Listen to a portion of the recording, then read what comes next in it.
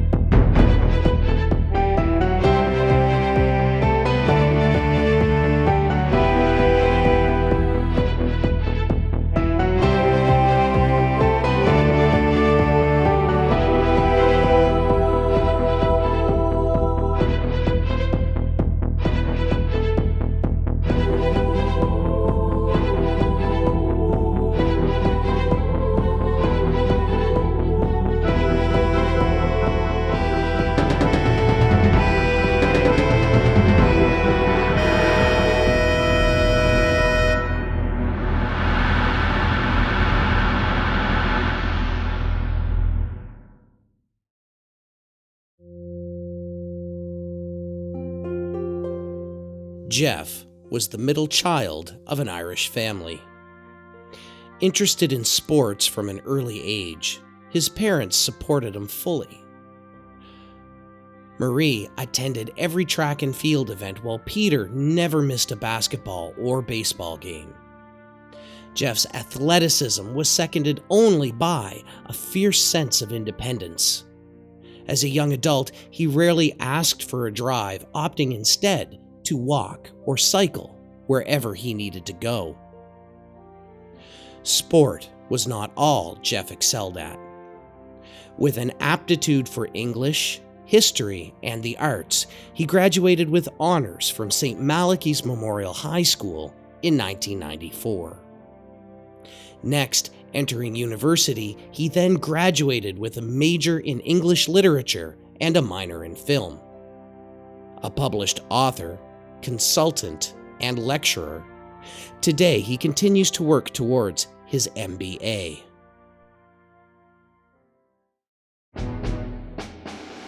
The discovery of his love for bodybuilding came about in 2004, just 15 weeks before the St. John Bodybuilding and Fitness Expo.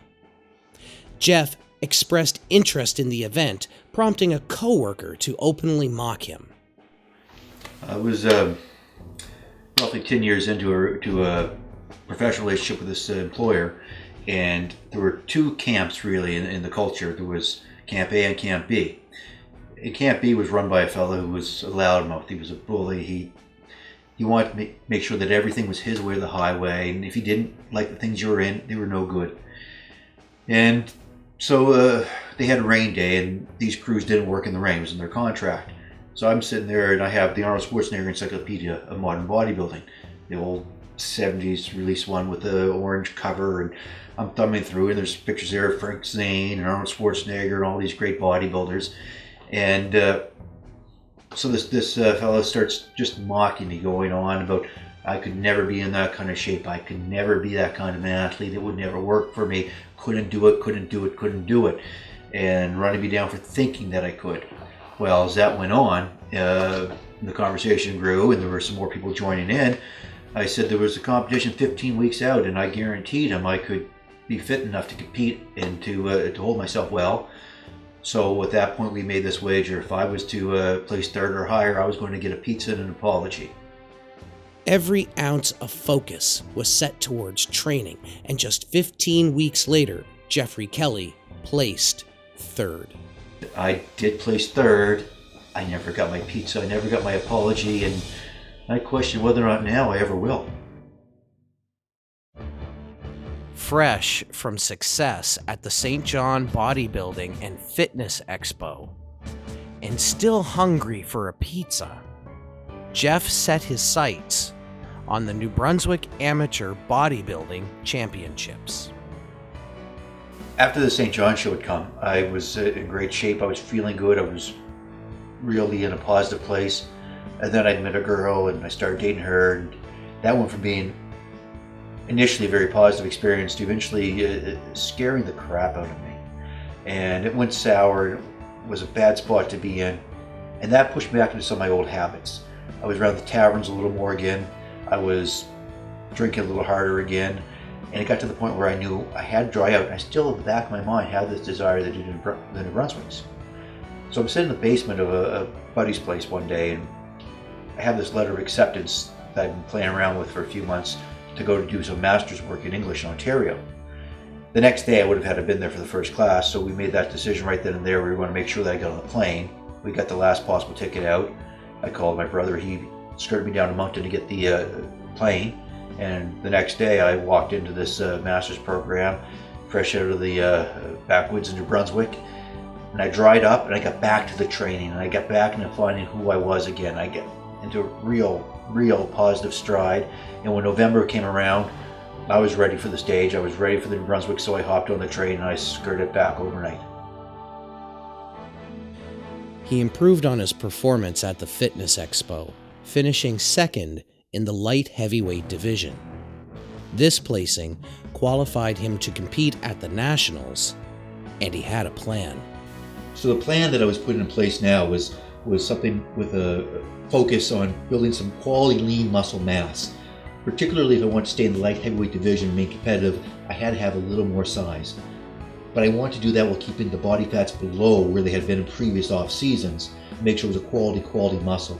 I developed a 6-week, 3-week split, and the focus was on long-term goals and gains while staying healthy and becoming more and more competitive, listening to the body, responding properly, and not doing anything that could potentially create an injury. The key is to train smart and build quality muscle.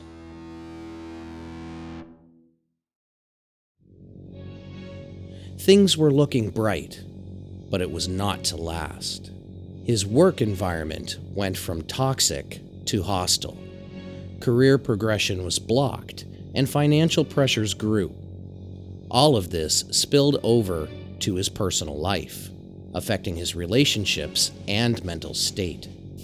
So with all this pressure, it became impossible to function normally. I wasn't sleeping. I wasn't eating right. My behavior was becoming erratic. And I was taking all that home and putting all this pressure on my relationship. And eventually it eroded that away because it just was an unreasonable demand to be bringing home. I didn't know what was wrong. She didn't know what was wrong. All of a sudden, it's getting worse. There's cognitive brownouts. I don't know where I am half the time.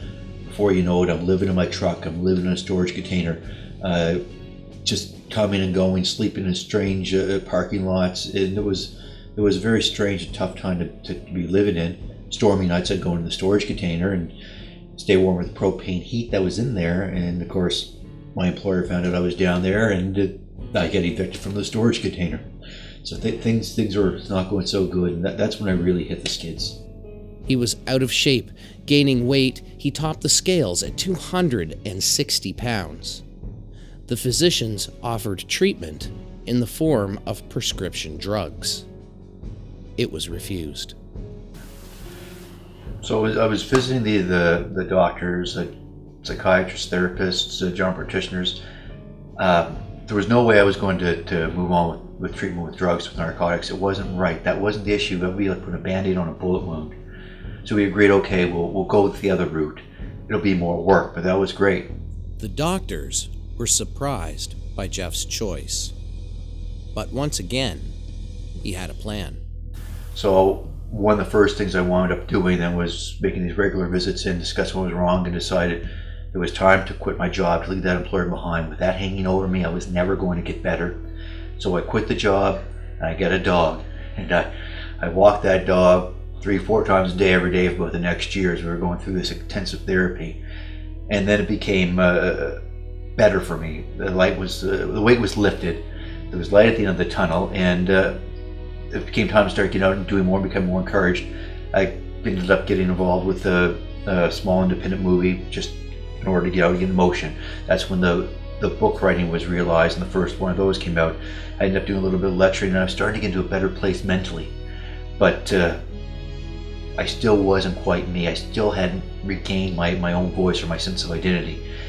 And although I was rebooting fine, it was with this realization that I wasn't quite myself yet that I discovered it was time to rebuild.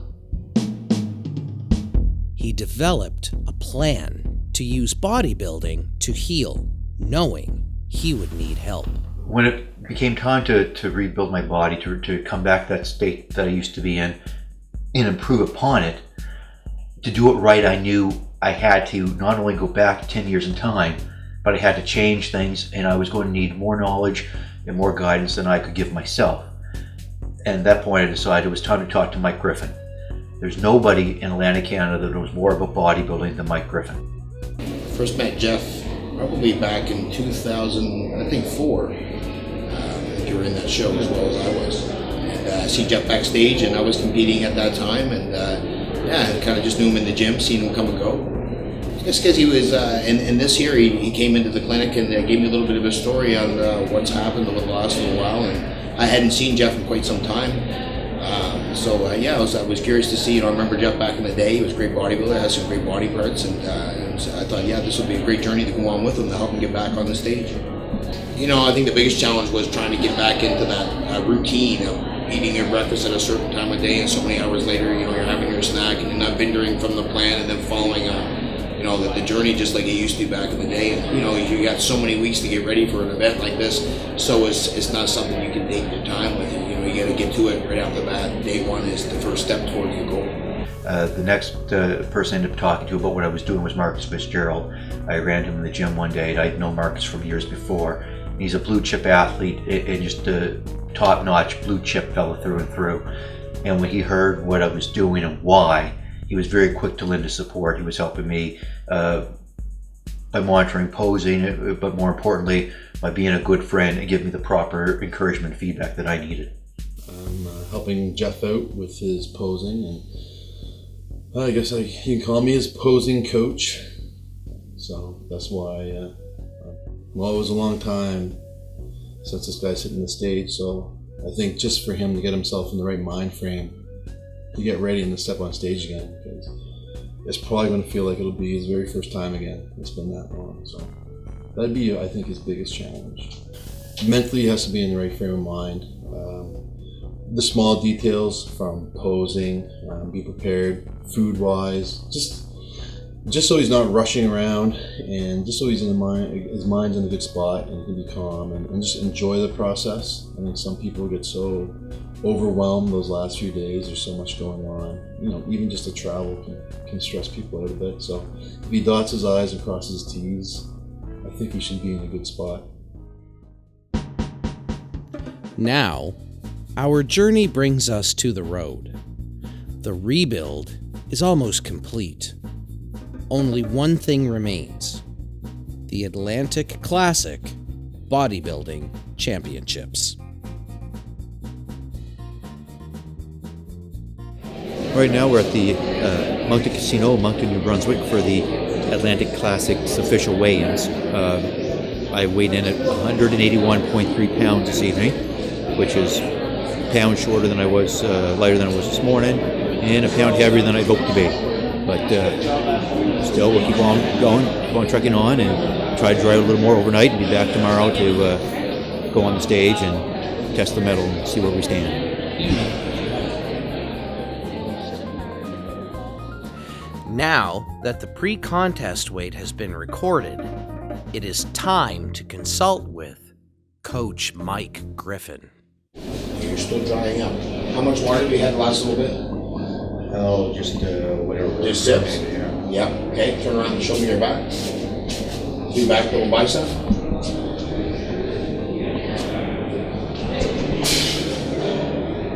Yeah, hold it just a little bit of water dip. Show me the legs. It's all right. This is where we dry up. Don't drink any water at all, okay? There's no water now till tomorrow.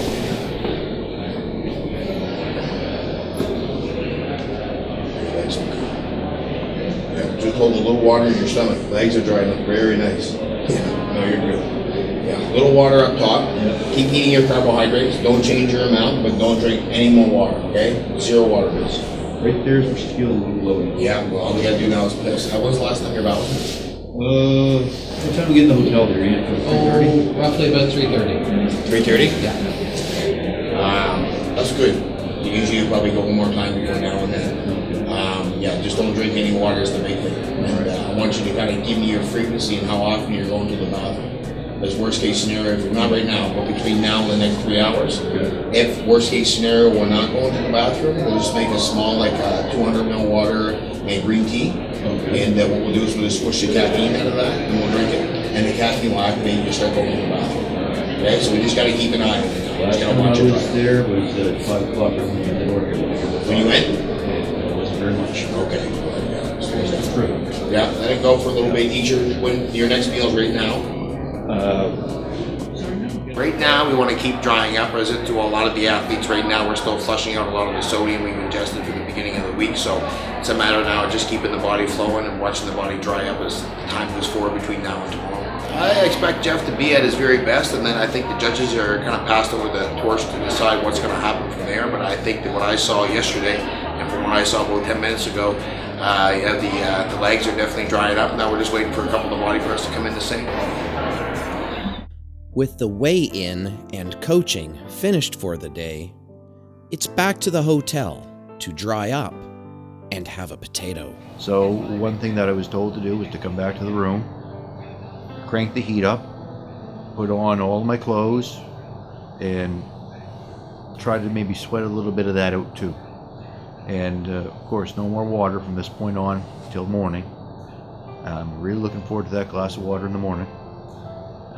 Just a short time ago, had a baked potato. That was good. That was really good. So, and through the process, probably just since we've been back at the hotel doing this, I would not be the least bit surprised if my weight's gone down ½ pound to a pound. I was very flat at the weigh-in.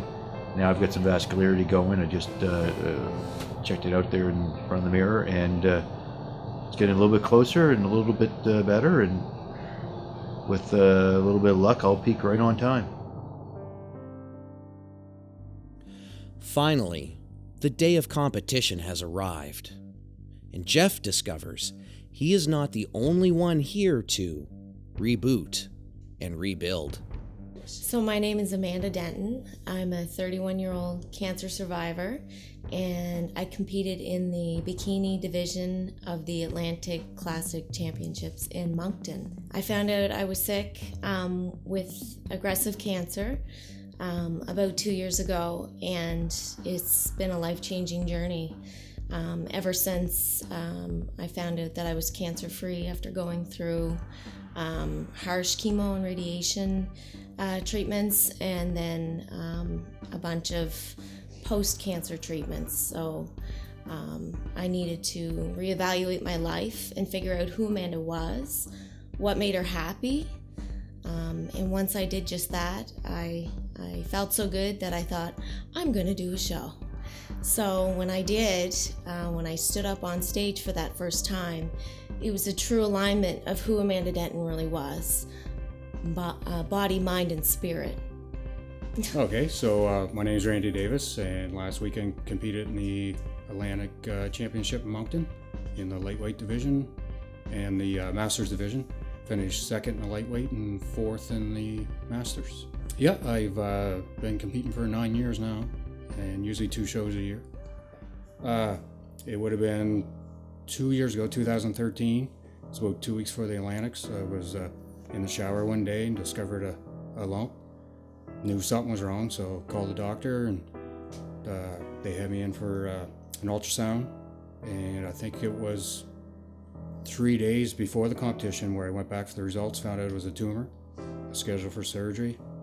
I had a choice to make. Was I still going to compete? I figured I was so close. I had been dieting for 3 months to prepare, so I said I'll do what I can, and got through it. And then 2 weeks after that, I was in having surgery. I feel so good today. That the competition was just icing on the cake for me. It was just a day to say, hey, like, you're here today. You're 6 feet above ground. Let's celebrate that. Let's help others now. Let's give back. Let's inspire. At the show, they presented me an award for getting through the cancer, coming back, competing. And so it kind of helped, and just kind of back to normal from there. The sport of bodybuilding is full of stereotypes and cliches. It's easy to overlook the months and years of preparation that go into 60 seconds of competition. The men and women of this sport have motivations and stories that are far deeper than is often known. As Jeff's Reboot and Rebuild is what started our journey, the final word is his. Mentally, I could not feel better about the results. I went into this way back in the beginning in a very dark place, and I came out in a lighter, healthier, stronger place. There's an adage we've all heard many times, that we accept the love we think we deserve, and I would tell you that's wrong. You always deserve a little better, and in order to do that, you've got to rebuild what's inside you, and you've got to project that out to others. And by going through this process, I think I've internalized and learned about that.